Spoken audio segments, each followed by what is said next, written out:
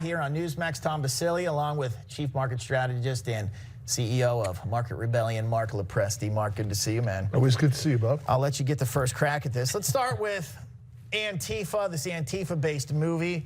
It's flopping. I'm not shocked here, but Hollywood, they want to keep that narrative going. I don't think they're going to stop anytime soon. It's remarkable, and the question I have, right, as an economist and a market strategist is, how is it hitting their pocketbooks, and at what point in time is it going to be a question of, we just can't afford to do this and pursue this agenda anymore?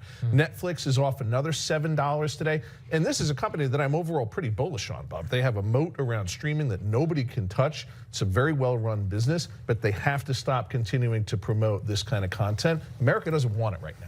I don't think that's possible with the current people working in Hollywood. Well, look, I mean, it shows you just how radical they are, because there is no business case for this, right? There's no business case for CNN being off, off the deep end, right? They're losing audience, and yet they are still left-wingers. And MSNBC, they just got offloaded because they went so far to the Marxist left that the place was cratering. Look, this movie is very problematic because it does romanticize and glorify domestic terrorism, and that's what it does. It really does show you where these people are. I mean, it starts off by a domestic terrorist group releasing illegal immigrants from a prison in California, and then follows the story of this guy and his love interest who chooses a revolutionary lifestyle over her own daughter.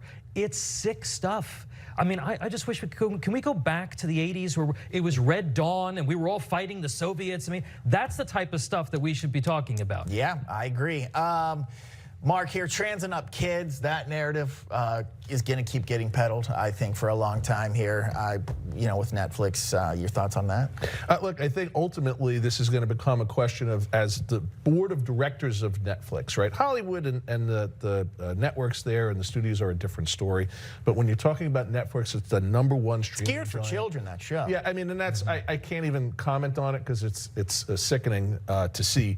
But I think ultimately it's going to become a question of, how can these members of the boards of directors of a company like Netflix continue to actually honor their fiduciary duty when they see the stock selling off, when they see the ratings coming down, when we see people canceling? They have to pivot. And my hope is that if they can't pivot from a political or a theoretical perspective, that they'll pivot from a financial perspective and look at the hard numbers. And of course, we have the president's suggestion that we're going to have a 100% tariff on movies that are made outside of the United States. That's sending shockwaves to Hollywood as well. Yeah, I don't think it's an accident why that Leo movie came out. Given the climate, President Trump is the president for the next 3 years.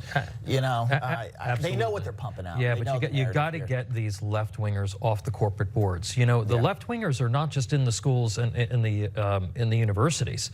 They're also in the corporations now too. So. Yeah. All right, cool. Tom, Marc, appreciate it. Thanks for coming on, guys. Good to see you.